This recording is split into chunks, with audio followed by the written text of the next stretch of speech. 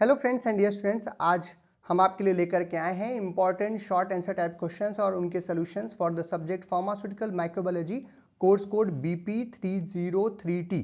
ये जो हमारे फार्मेसी काउंसिल ऑफ इंडिया का जो लेटेस्ट सिलेबस है उसमें B pharm third semester second year में ये सब्जेक्ट है और इसके हम यूनिट वाइज क्वेश्चंस आपके सामने रखेंगे ताकि आपका एक पूरा रिवीजन भी हो जाए पांचों यूनिट का। साथ ही साथ ये सभी प्रश्न प्रीवियस ईयर्स में डिफरेंट यूनिवर्सिटीज के द्वारा पूछे गए प्रश्न हैं या इसमें से कुछ ऐसे प्रश्न भी हैं जिनके पूछे जाने की संभावना हमेशा बनी रहती है। तो इन सभी प्रश्नों को मैं आपके साथ डिस्कस करूंगा और इनके 2 नंबर के हिसाब से कितना आंसर आपको करना है वो भी डिस्कस करूंगा, क्योंकि वीडियो बहुत लंबी ना हो जाए इसलिए शॉर्ट में इनको डिस्कस करूंगा ताकि आप उसका आंसर भी लिख पाए। इन क्वेश्चंस को आपको जरूर हल करके जाना चाहिए क्योंकि एग्जाम में इनके पूछे जाने की संभावना भी ज्यादा है और साथ ही साथ इन पर बेस्ड अगर कोई और प्रश्न बन सकता है, क्योंकि हम सोल्यूशन देख रहे हैं, तो या इनके जैसे कुछ और प्रश्न भी बन सकते हैं, उनका भी हल आप आसानी से कर पाएंगे अगर आप इन सभी वीडियोस इस पूरे वीडियो को आप ध्यान से देखेंगे। तो एक चीज और कहूंगा कि ये सभी प्रश्न प्रीवियस में पूछे गए हैं, इसलिए जरूर इनको ध्यान में रखिएगा और इसी तरीके के प्रश्न आपको एग्जाम में मिलते हैं। मैं हूं डॉक्टर प्रजन्य शुक्ला। चलिए शुरू करते हैं। तो आज का जो हमारा सबसे पहला प्रश्न है वो है डिफाइन द टर्म माइक्रोबायोलॉजी। की माइक्रोबायोलॉजी से आप क्या समझते हैं। बड़ा ही सिंपल सा कॉमन सा क्वेश्चन है और कई बार पूछा जा चुका है। तो माइक्रोबायोलॉजी जो है वो साइंस की एक ऐसी ब्रांच है जहां पे हम माइक्रो ऑर्गेनिजम्स के बारे में पढ़ते हैं या माइक्रोब्स के बारे में पढ़ते हैं। माइक्रो ऑर्गेनिजम्स या माइक्रोब्स वो क्या नाम है लिविंग ऑर्गेनिजम्स होते हैं जो कि हमें नेकेड आई से नहीं दिखते। इनको देखने के लिए हमको माइक्रोस्कोप की आवश्यकता पड़ती है। ये बहुत ही छोटे पार्टिकल्स होते हैं और इनका जो एग्जाम्पल है वो है bacteria, archaea, algae, fungi, protozoa, viruses.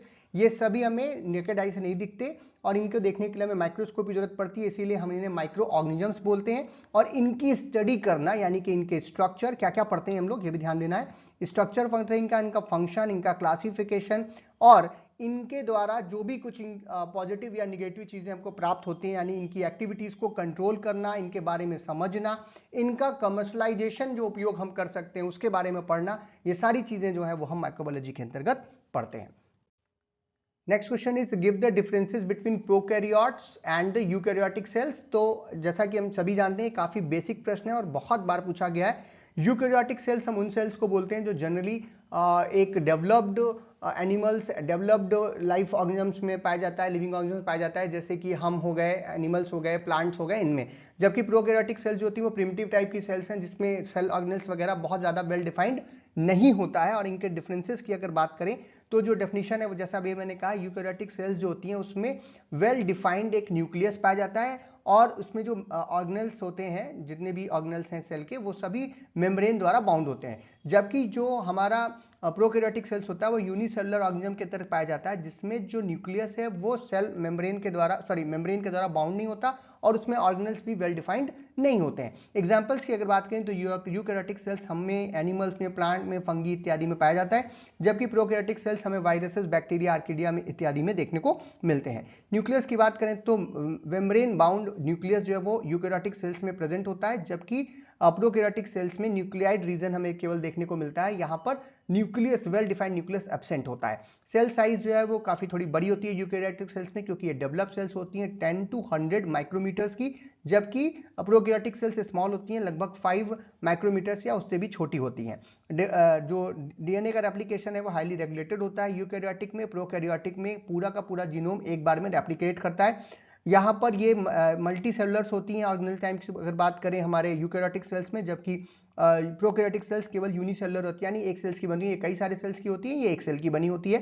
Chromosomes की अगर बात करें तो मतलब ऑर्गेनिज्म में पाया जाता है।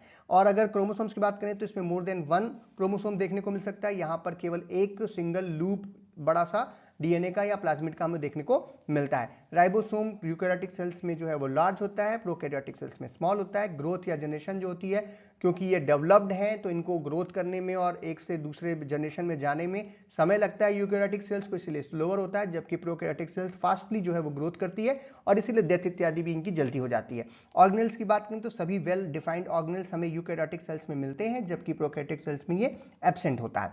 एबिलिटी स्टोर, अगर हेरिडिटी इंफॉर्मेशन को स्टोर करने की एबिलिटी की बात करें तो जनरली इन दोनों में ये एबिलिटी पाई जाती है, कुछ सिमिलरिटीज हैं। जबकि प्लाज्मा सेल वॉल जो है वो प्लांट्स और फंगी में यूकैरियोटिक सेल्स में पाया जाता है, जबकि यहाँ पर, और सिंपल ही होता है, जबकि प्रोकैरियोटिक सेल्स में ये कॉम्प्लेक्स होता है और लगभग हर प्रोकैरियोटिक सेल्स में हमें सेल वॉल देखने को मिल जाती है। सिमिलरिटी की बात करें तो प्लाज्मा मेम्ब्रेन, साइटोप्लाज्म, ये दोनों में ही प्रेजेंट होता है।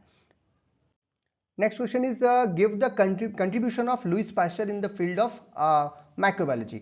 लुईस पास्चर साहब जो है वो शायद सबसे पहले साइंटिस्ट में से एक थे जिन्होंने माइक्रोबायोलॉजी क्षेत्र में काफ़ी सारे काम ऐसे किए जो उनके पहले लोगों नहीं मानते थे। बहुत सारी ऐसी धारणाएं थी जिसको उन्होंने तोड़ने का काम किया। उसमें से कुछ बड़ी खास बातें हैं, जिसमें जो सबसे पहली बात है, उन्होंने ये कहा था कि जो इन्फेक्शियस डिसीजेज होती हैं, ऐसी बीमारियां जो एक से दूसरे में फैलती हैं, वो माइक्रोब्स या माइक्रो ऑर्गेनिजम्स के द्वारा ही होती हैं। जैसे कि आज हम लोग जानते हैं ट्यूबरकुलोसिस है, कोविड है, फ्लू है, ये सब माइक्रोब्स के द्वारा ही हो रहा होता है, जबकि इसके पहले ऐसा नहीं माना जाता था। माना जाता था कोई प्रकोप हो गया, ऐसा हो गया, वैसा हो गया।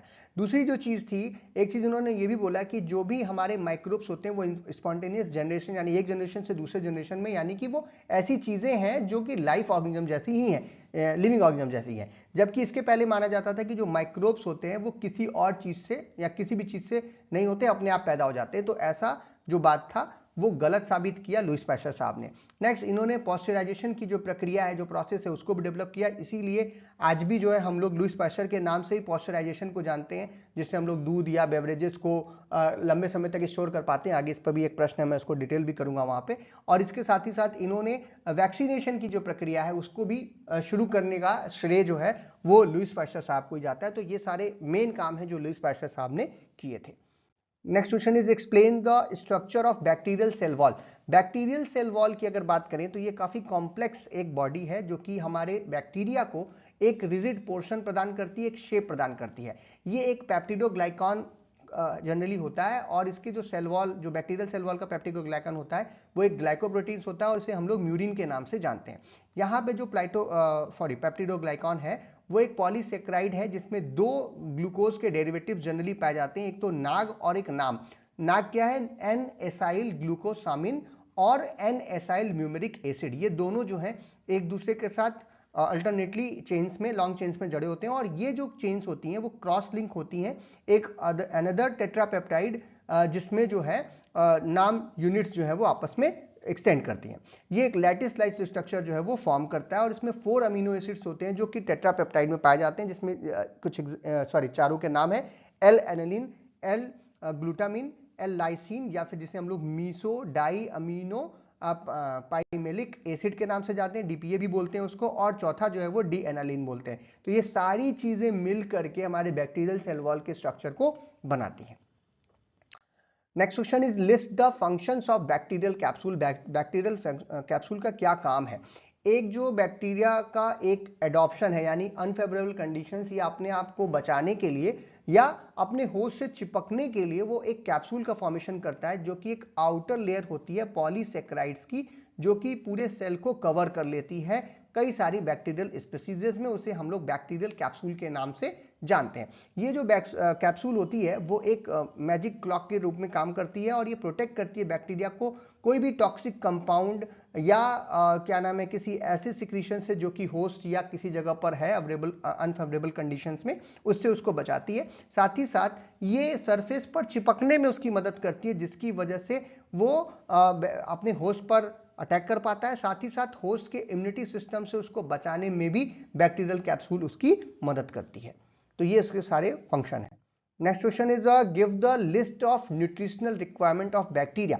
बैक्टीरिया को जिंदा रखने के लिए या बैक्टीरिया को जिंदा रहने के लिए काफी सारे न्यूट्रिशनल रिक्वायरमेंट जरूरत पड़ती है। खास करके अगर हम उसके बारे में पढ़ाई करना चाहते हैं, हम लैब में उसको ग्रो करना चाहते हैं, तो हमें कुछ उसे न्यूट्रिशंस देने पड़ते हैं। जनरली इसमें जो न्यूट्रिशंस आपको बैक्टीरिया को देनी होती है उसको बहुत ही मिनिमम न्यूट्रिशनल रिक्वायरमेंट्स की जरूरत पड़ती है फॉर द ग्रोथ और न्यूट्रिशन ऑफ बैक्टीरिया, जिसमें उसे जनरली वाटर चाहिए होता है पहला, दूसरा कार्बन का एक सोर्स चाहिए जिससे उसकी ग्रोथ हो, और कुछ सोर्सेज ऑफ नाइट्रोजन और इनऑर्गेनिक सॉल्ट्स उसको चाहिए होता है। बैक्टीरिया को ग्रोथ करने के लिए carbon, hydrogen, oxygen, nitrogen, metals और वाटर जो है वो उसको चाहिए, ताकि उसकी बायोकेमिकल प्रोसेसेस पूरी हो सके। तो जब भी हम इसके लिए कल्चर मीडिया इत्यादि बनाते हैं तो इन सभी चीजों का वहां पर उसके लिए व्यवस्था कर देते हैं।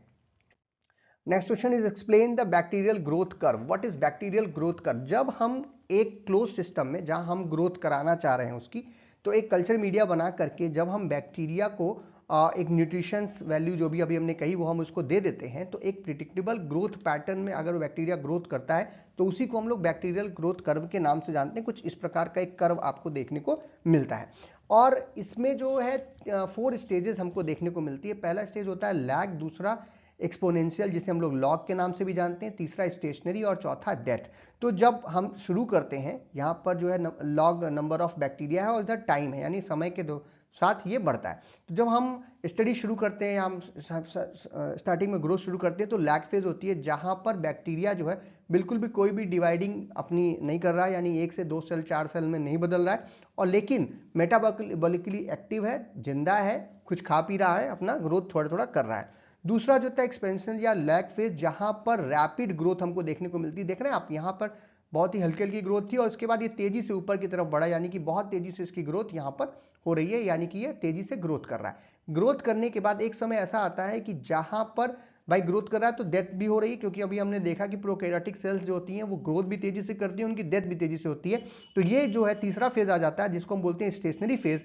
यहाँ पर जो ग्रोथ है वो स्टडी हो जाती है, यहाँ पर अब इसके ऊपर ग्रोथ नहीं जा रही है और ये स्टडी होने की कोशिश करती है, जहां पर सेल की ग्रोथ और सेल की डेथ, यानी नए सेल का बनना और पुरानी सेल का डेथ होना दोनों बराबर हो जाता है। तो इसे हम लोग क्या बोलते हैं, स्टेशनरी फेज। और एक समय फिर ऐसा आता है कि जहां पर डेथ जो होती है वो इंक्रीज होने लगती है, यानी ग्रोथ करने के लिए या जो भी आपने न्यूट्रिशन दिया था वो अब सब खत्म हो रहा है और ऐसे केस में अब जो है ग्रोथ जो है वो नीचे जाने लगती है। इसे हम लोग डेथ फेज के नाम से भी जानते हैं, जहां पर लिविंग सेल्स जो है वो डिक्रीज करने लगती हैं बहुत तेजी से। तो ये है क्या, इसी को हम क्या बोलते हैं, bacterial growth curve. Next is define pure culture and culture media. तो देखिए प्योर कल्चर वो होता है जहां पर हम बहुत सारे ऐसे किसी भी सेल या किसी भी मल्टी सेलुलर ऑर्गेनिज्म की किसी एक सेल को ग्रो करते हैं जहां पे अदर स्पीसीज या अदर टाइप्स की सेल जो है वो नहीं होती। जैसे मान लीजिए हमको माइकोबैक्टीरियम ट्यूबरकुलोई अगर ग्रो कराना है तो हम केवल और केवल माइकोबैक्टीरियम ट्यूबरकुलोई की एक कॉलोनी बना रहे हैं, बाकी किसी और बैक्टीरिया या फंगस या वायरस वहां पे कुछ और नहीं है, तो उसे हम क्या बोलते हैं, प्योर कल्चर बोलते हैं। प्योर कल्चर जो है वो किसी भी एक सिंगल सेल या सिंगल ऑर्गेनिज्म से जनरली ऑरिजिनेट किया जाता है और इसको जो है हम लोग एक क्या नाम है, सेल और उसके जेनेटिक क्लोन एक दूसरे के साथ मिलकर के बना सकते हैं और ये स्टडी करने में बड़ी मदद करता है। अगर आप किसी पर्टिकुलर ऑर्गेनिज्म के ऊपर कोई स्टडी करना चाहते हैं तो हमें प्योर कल्चर की आवश्यकता पड़ती है। जैसे मान लीजिए हम नाली के पानी से या जमीन से या किसी और जगह से अगर बैक्टीरिया के, अगर आपको चाहिए बैक्टीरिया कहाँ से आप लैब में लेके आओगे तो इन्हीं जगहों से आप लाते हैं, लेकिन उसमें डिफरेंट टाइप्स के सेल्स या डिफरेंट टाइप्स के बैक्टीरियाज या डिफरेंट टाइप्स के माइक्रोब्स होते हैं। हम उसमें से किसी एक को आइसोलेट करके और उसका प्योर कल्चर बनाते हैं ताकि हमको स्टडी करने में मदद मिले। कल्चर मीडिया की बात करें तो जैसे अभी मैंने कहा कि जो हमारा बैक्टीरिया अगर उसको हमको स्टडी करना है, उसको हमको ग्रोथ करनी है, तो उसमें हमें न्यूट्रिशंस प्रोवाइड करने पड़ते हैं और उस न्यूट्रिशन को प्रोवाइड करने के लिए एक मीडियम की आवश्यकता पड़ती है जिसे हम लोग कल्चर मीडिया के नाम से या ग्रोथ मीडिया के नाम से जानते हैं, जो कि सॉलिड हो सकता है, लिक्विड हो सकता है, सेमी सॉलिड सब्सटेंस हो सकता है, जो कि बैक्टीरियल ग्रोथ और उसके पॉपुलेशन को बढ़ाने में मदद करता है। इसमें हम डिफरेंट टाइप्स के जो है जो मीडियम बनाते हैं, चाहे वो किसी भी तरीके का हो, सॉलिड हो, लिक्विड हो, सेमी सॉलिड हो, उसमें हम न्यूट्रिशनल बोथ उसको देते हैं। उसमें हम अगार प्लेट्स का प्रयोग कर सकते हैं और टिपिकली जो है उसमें अगार वगैरह के अंदर न्यूट्रिशन जाने के लिए कम उसको जो हाइड्रोजन चाहिए, जो उसको ऑक्सीजन चाहिए, उसको जो कार्बन चाहिए, वो वहाँ पर उसको प्रोवाइड कराते हैं, जिसकी वजह से बैक्टीरिया की जो ग्रोथ है वो आसान तरीके से वहाँ पर हो पाती है। तो उसी को हम लोग क्या बोलते हैं, कल्चर मीडिया, और इसी कल्चर मीडिया में हम प्योर कल्चर भी ग्रो कर सकते हैं। Next question is write about selective media and differential media. Media कई तरीके की होती है, जो पहली है हमारी सेलेक्टिव मीडिया। सेलेक्टिव मीडिया का मतलब यह है कि जहां पर हम एक डिजायर टाइप का बैक्टीरिया को केवल ग्रो कराना चाहते हैं या डिजायर टाइप के ऑर्गेनिज्म को अगर हमसे ग्रो कराना चाहते हैं तो उसके लिए हम कुछ स्पेशल, जो उसको स्पेशल आवश्यकता पड़ती है वो हम वहां उस मीडिया में प्रोवाइड करते हैं, जिसकी वजह से वो तो ग्रोथ करता है, बाकी जो और प्रकार के सेल्स हैं या और प्रकार के माइक्रोब्स हैं उनको हम लोग किल कर देते हैं, उनको हम लोग ग्रोथ होने नहीं देते हैं। एग्जाम्पल की बात करें, जैसे इसोइन मिथाइलिन ब्लू जो है वो कंटेन करती है ऐसी डाई जो कि टॉक्सिक होती है ग्राम पॉजिटिव बैक्टीरिया के लिए, लेकिन इसमें जो है ग्राम निगेटिव बैक्टीरिया जो आसानी से ग्रो कर सकता है। इस तरीके के क्योंकि एक ही प्रकार का हमने यहाँ पर ऑर्गेनिज्म ग्रो किया, इसीलिए इसको क्या बोलते हैं, सेलेक्टिव मीडिया। दूसरा हमारा डिफरेंशियल मीडिया। डिफरेंशियल मीडिया जो है वो बायोकेमिकल प्रॉपर्टी किसी एक टारगेट ऑर्गेनिज्म को एडवांटेज में लेकर के किया जाता है, जिसकी वजह से जो विजिबल चेंजेस हैं ग्रोथ ऑफ जो टारगेट ऑर्गेनिज्म की, वो आसानी से हम लोग देख सकते हैं या उसको ग्रोथ करने में मदद कर सकते हैं। ये जो है डिफरेंट ऑर्गेनिजम्स के जो डिफरेंट बायोकेमिकल अवेलेबिलिटीज हैं उसको डिफ्रेंशिएट करने के लिए हम लोग इसका प्रयोग करते हैं। जैसे कि एग्जाम्पल की बात करें, जैसे ब्लड अगार प्लेट अगर हम लोग लेते हैं तो वो उन बैक्टीरिया के ग्रोथ को देख पाते हैं उसमें, या उसकी अवेलेबिलिटी का फायदा उठाते हैं जो कि हीमोलाइसिस में पार्टिसिपेट करते हैं, जैसे कि digestion of the blood cells. जो digestion of the blood cells या हीमोलाइसिस जो बैक्टीरिया कॉज कर सकता है वो ही ब्लड एगार प्लेट में क्या करेगा, ग्रोथ करेगा, और उसको हम आसानी से क्या कर लेंगे, डिफ्रेंशिएट कर लेंगे, आइसोलेशन करने में उसकी मदद हो जाएगी, हमारी मदद हो जाएगी बैक्टीरिया को आइसोलेट करने में। Next question is what is the role of agar in culture media. हम बार बार बोल रहे हैं कि अगार जो है हम लोग यूज़ करते हैं कल्चर मीडिया बनाने के लिए या अपने जो मीडिया की प्लेट्स हैं उसको बनाने के लिए। तो अगार एक सब्सटेंस है जो कि एक कॉम्प्लेक्स कार्बोहाइड्रेट है, पॉलीसेकेराइड है, जो कि हमें सीवीड इत्यादि से एक्सट्रैक्ट हम लोग करते हैं।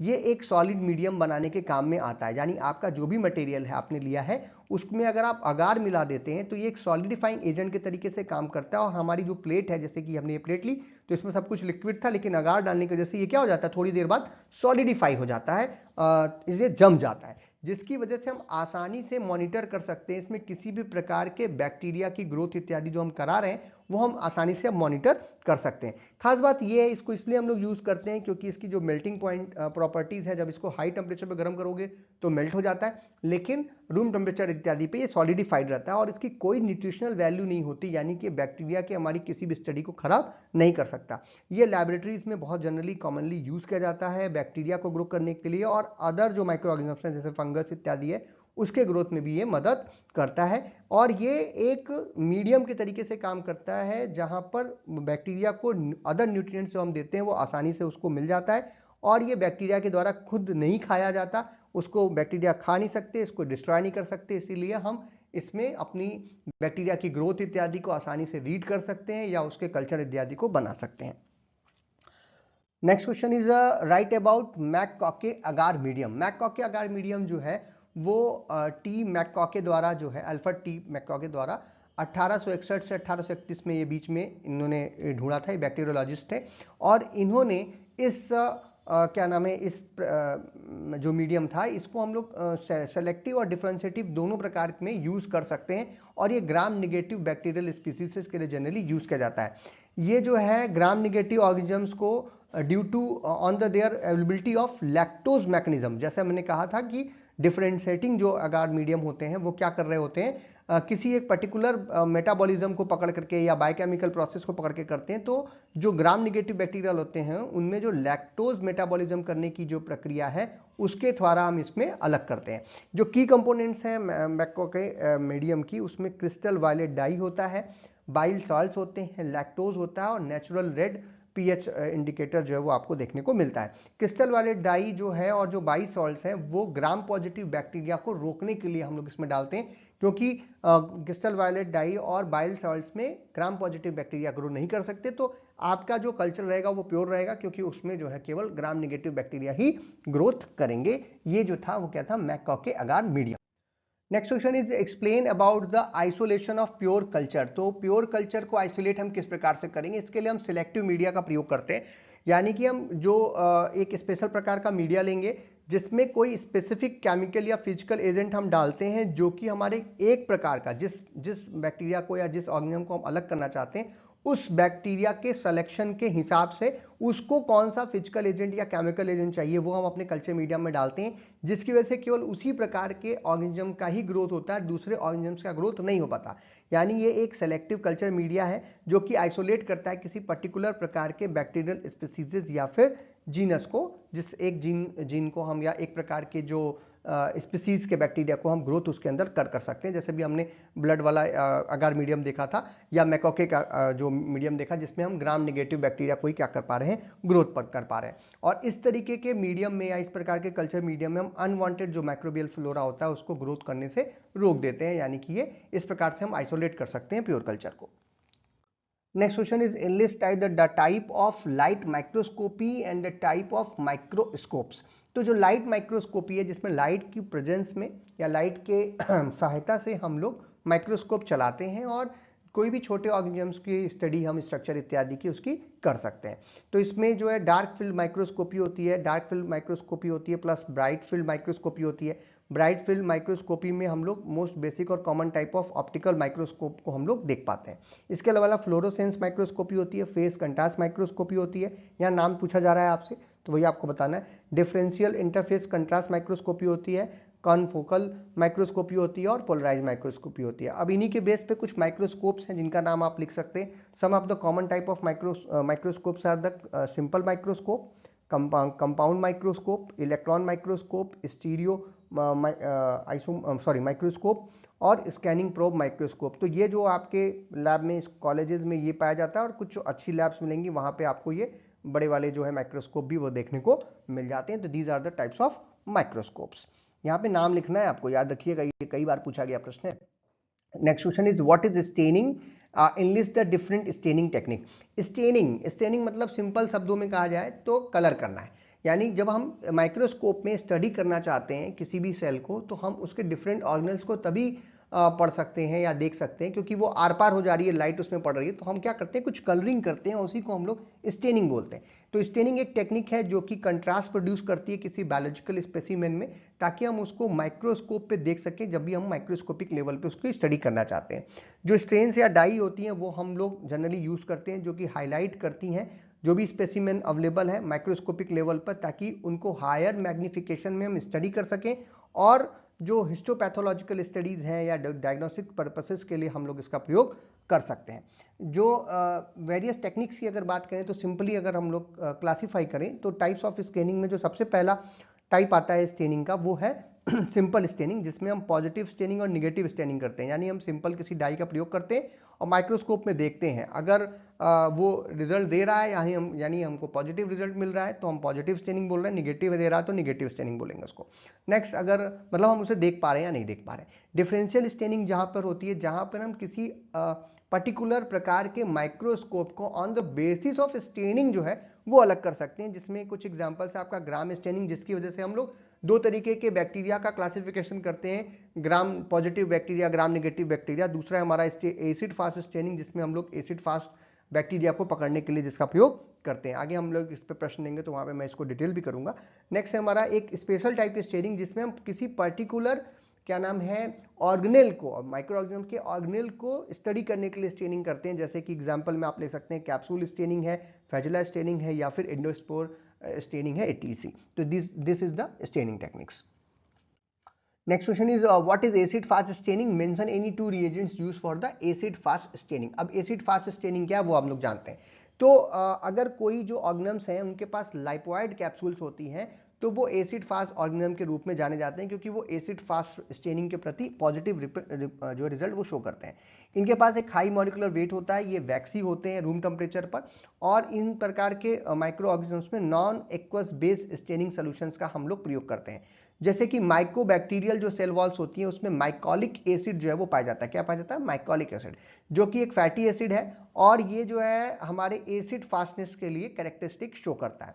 तो जो प्रिंसिपल है एसिड फास्ट स्टेनिंग का या जो सीमर का वो है कि जो माइकोलिक एसिड है वो जो सेल वॉल पाई जाती है एसिड फास्ट में वो रेंडर करता है, उसको रेसिस्ट करता है for the decolourisation of the acid alcohol, यानी कि वो रेंडर करता है, रोकता है decolourisation of the with acid alcohol, जिसकी वजह से जो हम लोग प्राइमरी रिएजेंट यूज करेंगे उसका जो कलर है वहां पर रह जाता है और इसीलिए उसे हम लोग एसिड फास्ट स्टेनिंग के रूप में और उस तरीके के ऑर्गेनिजम्स को हम लोग एसिड फास्ट ऑर्गेनिज्म के रूप में जानते हैं।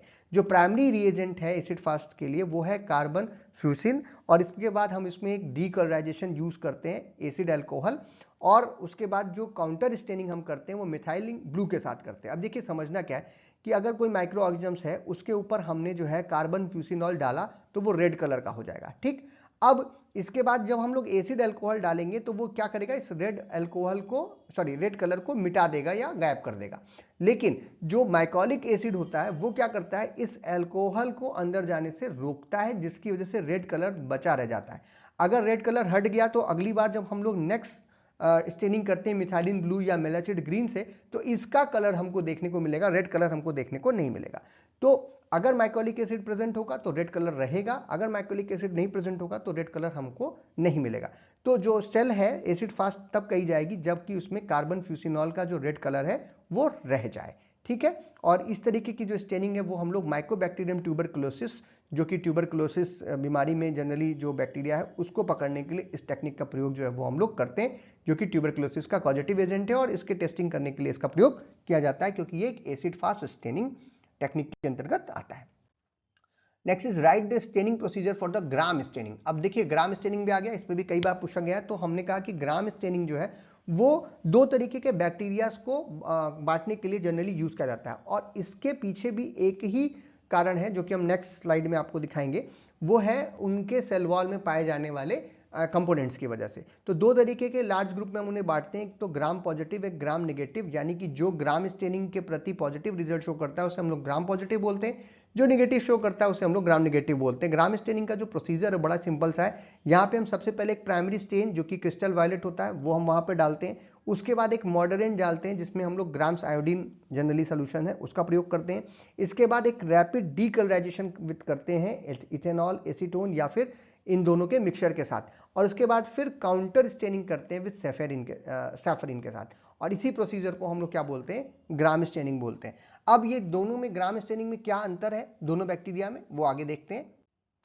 तो पीछे वाली बात पे हमारा नेक्स्ट क्वेश्चन है, that is discuss the differences between gram positive and gram negative bacteria.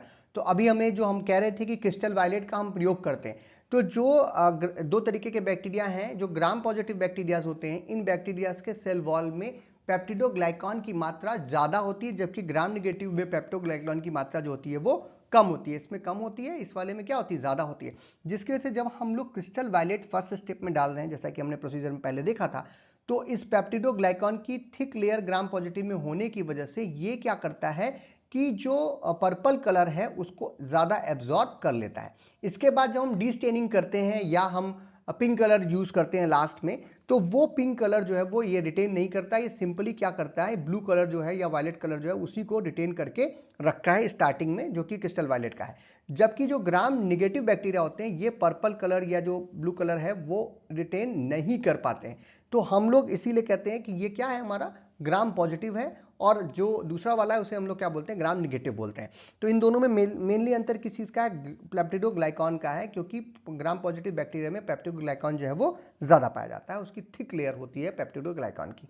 Gram positive bacteria जो होते हैं वो एक्सोटॉक्सिन शो करते हैं, एक और एग्जांपल है, जब प्रोड्यूस करते हैं, जबकि ग्राम निगेटिव बैक्टीरिया जो होता है वो इंडोटॉक्सिन जो है वो प्रोड्यूस करते हैं। जबकि इन दोनों के सेल वॉल में जो लेयर है पेप्टिडोग्लाइकॉन की उसकी कमी या ज्यादा होने की वजह से ये हमें स्टेनिंग के प्रति पॉजिटिव या निगेटिव इफेक्ट जो है वो शो करता है। Next question is what is sterilization, write any 4 names of equipments for the sterilization process. Sterilization क्या है और कोई 4 इक्विपमेंट का नाम बताना है जिसके थ्रू हम स्टरलाइजेशन करते हैं। तो स्टरलाइजेशन एक सिंपल सा प्रोसेस है जो कि किसी भी प्रकार की लिविंग लाइफ जो भी सेल्स हैं या जो माइक्रोबियल लाइफ की जो सेल्स हैं जो कि वेजिटेटिव या स्पोर्ट्स फॉर्म में हो, उन सभी को एलिमिनेट करना यानी हटा देना 100%ली, या उनको डिस्ट्रक्ट कर देना, उनको खत्म कर देना, उनको किल कर देने का जो काम है करते हैं जिस प्रोसेस के थ्रू, उसी प्रोसेस को हम स्टरलाइजेशन कहते हैं। यानी हम ये चाहते हैं कि हमारे किसी भी एरिया में, किसी प्रोडक्ट में या किसी जगह पे किसी भी प्रकार का लिविंग सेल्स अवेलेबल ना हो। अगर हम इस प्रक्रिया को कर रहे हैं तो उसी को हम स्टरलाइजेशन बोलते हैं। ये जो है काफी सारे मेथड्स के द्वारा किया जा सकता है, जो कि फिजिकल मेथड है, केमिकल मेथड है, रेडिएशन मेथड है, बहुत सारे मेथड्स हैं जिनके थ्रू हम लोग स्टरलाइजेशन की प्रक्रिया को करते हैं। सिंपली हम लोग घरों में भी बहुत सारी चीजें करते हैं। हम अपने फर्श साफ करने के लिए फिनॉल का प्रयोग अगर कर रहे हैं, या हम किसी लाइजॉल या डिटॉल का प्रयोग कर रहे हैं अपने ऊपर, या किसी सरफेस को साफ करने के लिए, हम अपने हाथों को साफ करने के लिए सैनिटाइजर का प्रयोग कर रहे हैं, सभी जो है स्टरलाइजेशन की प्रक्रिया के अंतर्गत आ सकता है। अब जो स्टरलाइजेशन है ये काफी सारी चीजों के द्वारा प्रोड्यूस किया जा सकता है, जैसे हाई प्रेशर स्टीम के द्वारा जो कि ऑटोक्लेव में करते हैं, ड्राई हीट ओवन के द्वारा जो कि ओवन में करते हैं, हॉट एयर ओवन में, केमिकल स्टरलाइजेंट्स जो हम लोग यूज करते हैं जैसे ग्लूटाल्डिहाइड है या फॉर्मल्डिहाइड सॉल्यूशंस के द्वारा, या फिर फिजिकल एजेंट्स जैसे कि रेडिएशन इत्यादि के द्वारा भी हम लोग स्टरलाइजेशन कर सकते हैं। इक्विपमेंट्स की अगर बात करें तो बहुत सारे इक्विपमेंट्स हैं जो हम लोग यूज करते हैं, जिसमें सबसे पहला और सबसे इंपॉर्टेंट है ऑटोक्लेव, जो कि स्टीम स्टरलाइजेशन इक्विपमेंट है। दूसरा हमारा यूएचटी स्टरलाइजर, जिसे हम लोग ultra high temperature sterilization equipment के रूप में रखते हैं। हॉट एयर ओवंस है जो कि स्टरलाइजेशन के लिए हम लोग लैब में यूज करते हैं, और मेम्ब्रेन फिल्टर ऑपरेटर्स है जैसे हेपा फिल्टर्स इत्यादि, जो कि स्टरलाइजेशन प्रक्रिया के लिए यूज किया जाता है।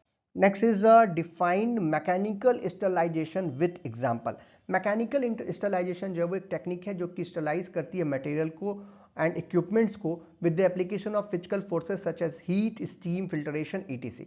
अब इसमें फिल्ट्रेशन जो है वो बड़ा ही अच्छा है, जो कि मैकेनिकल स्टरलाइजेशन का एक प्रक्रिया कर सकते हैं, जहां पे हम डिफरेंट फिल्टर्स के थ्रू किसी भी चीज़ को पास करा करके, एयर है या किसी लिक्विड है, उसको पार करा करके उसमें जो बिगर पार्टिकल्स हैं, जो माइक्रोब्स हैं, उनको रोक देते हैं और इस जो है वो सीविंग, एब्जॉर्प्शन और ट्रैपिंग के द्वारा जो है उनको हम लोग अलग करते हैं, और ये एक काफ़ी अच्छा एग्जाम्पल है for the mechanical sterilization.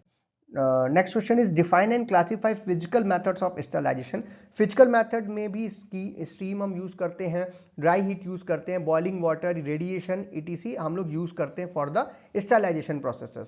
Heat sterilization जो है वो क्लासिफिकेशन की बात करें तो पहला जो है वो हीट स्टरलाइजेशन है, जहां पर हम हीट के थ्रू, जब आप हाई टेम्परेचर पे किसी चीज को गर्म करते हैं तो अगर वहां पे कोई माइक्रोब्स है तो वो हीट रेसिस्टेंट नहीं होता, वो हीट की वजह से उसकी जो सेल है वो क्या हो जाती है, बर्स्ट कर जाती है और वो मर जाता है। अब उसमें दो मेथड्स हैं, एक तो मॉइस्ट हीट स्टरलाइजेशन है जो कि ऑटोक्लेव वगैरह के द्वारा हम लोग कर सकते हैं, ड्राई हीट स्टरलाइजेशन है जैसे हम सन की रोशनी में भी रख के कर सकते हैं, हाइट किसी चीज़ को फ्लेम में ले जा करके हीट दे करके कर सकते हैं, या फिर जो है हम लोग हॉट एयर ओवन वगैरह में डाल करके उसको ड्राई हीट के थ्रू स्टरलाइजेशन कर सकते हैं। इरिडेशन की बात करें तो इरिडेशन कॉज करते हैं, इरिडेशन कॉज करके या रेडिएशन डाल करके जो है स्टरलाइजेशन किया जाता है, जैसे कि नॉन आयनाइजिंग रेडिएशन डालते हैं अल्ट्रावायलेट रेज वगैरह के प्रेजेंस में, और आयनाइजिक रेडिएशन जैसे एक्सरे इत्यादि के प्रेजेंस में भी हम लोग बैक्टीरिया को या माइक्रोब्स को किल करते हैं और उनके स्टरलाइजेशन प्रक्रिया में फॉलोअप लेते हैं।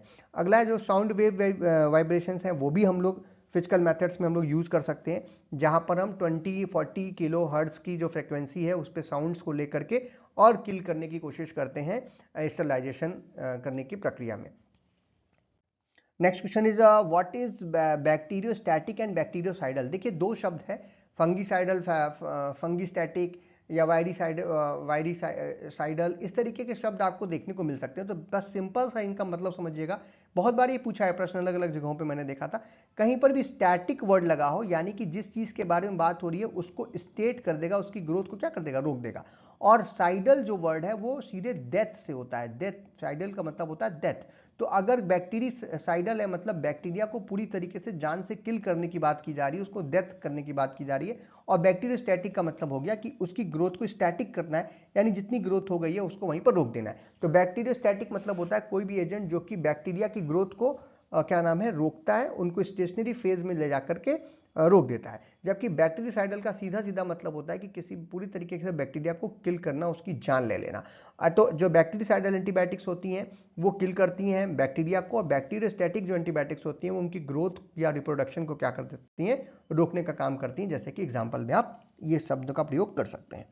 Next is define antiseptic and disinfectant. ये भी बहुत बार पूछा गया है। एंटीसेप्टिक जो है वो एक प्रक्रिया है जिसके थ्रू, या एक कंपाउंड है या एक आप कह सकते हैं सब्सटेंस है, जो कि एंटी माइक्रोबियल एजेंट के तरीके से हम लोग यूज करते हैं, और लिविंग ऑर्गेनिज्म यानी दोनों चीजें जो हैं वो बैक्टीरिया को मारने और उनको किल करने के काम में ही आती हैं, लेकिन एंटीसेप्टिक जो होती हैं वो हम लोग लिविंग ऑर्गेनिज्म के शरीर पर यूज करते हैं, ताकि किसी भी प्रकार का जो एक्शन है माइक्रोब्स का उनको इनहिबिट किया सके। इनको हम लोग सिंपली केवल सरफेस पे यूज करते हैं, हम इनसे इंजेक्ट नहीं कर सकते। जैसे एंटीबायोटिक्स हम अंदर ले सकते हैं बॉडी के इंजेक्शन के थ्रू, लेकिन एंटीसेप्टिक्स को हम सरफेस पे यूज करते हैं, कभी भी अपने शरीर के अंदर इंजेक्ट नहीं करते हैं। और ये सरफेस ऑफ स्किन पर यूज की जाती है ताकि जो है हीलिंग जो है लिविंग टिश्यूज की वो आसानी से हो सके, अगर कोई घाव या कट जो है वो लगाओ। एग्जाम्पल की बात करें तो हम सभी लोग यूज करते हैं पोविडोन, आयोडीन, बीटाडीन जो आप यूज करते हैं उसमें पाया जाता है, पोटेशियम परमैंगनेट है, H2O2 है, इस तरीके की चीजें जो है वो हम एंटीसेप्टिक के तरीके से यूज करते हैं। डिसइंफेक्टेंट जो है ये भी जो एंटी माइक्रोबियल एजेंट के तरीके से यूज किया जा सकता है और बैक्टीरिया को किल करने के काम में आता है। एंटीसेप्टिक से ज्यादा मतलब पोटेंट होता है। हम इसको अपनी सेल या लिविंग सेल्स के ऊपर नहीं यूज कर सकते, अपने सरफेस पे नहीं यूज कर सकते, बिकॉज ये पोटेंट ज्यादा होता है, तो ये हमारी सेल्स को भी नुकसान पहुंचा सकता है, टॉक्सिसिटी मतलब इसकी ज्यादा है। और ये जनरली कहाँ यूज करते हैं हम लोग, जो नॉन लिविंग सर्फेसेज हैं या जो किसी सामान की जो सर्फेस है वहां पर हम इसका प्रयोग कर सकते हैं, जैसे फर्श साफ करनी है, दीवार साफ करना है, किसी इक्विपमेंट को साफ करना है, तब हम लोग डिसइंफेक्टेंट का प्रयोग जो है वो कर सकते हैं। ये पूरी तरीके से माइक्रो ऑर्गेनिज्म्स को डिस्ट्रॉय कर देता है। एग्जाम्पल में आप फिनॉल के एग्जाम्पल ले सकते हैं, क्लोरीनेटेड लाइम का एग्जाम्पल ले सकते हैं, जो डिटॉल हम यूज करते हैं सर फर्श इत्यादि साफ करने के लिए, उसका एग्जाम्पल ले सकते हैं, लाइजॉल का एग्जाम्पल ले सकते हैं। ये सभी क्या होते हैं? डिसइंफेक्टेंट होते हैं। सोप इत्यादि डिटर्जेंट जो होता है उसकी भी आप यहाँ पर एग्जाम्पल में डिसइंफेक्टेंट में उसको लिख सकते हैं।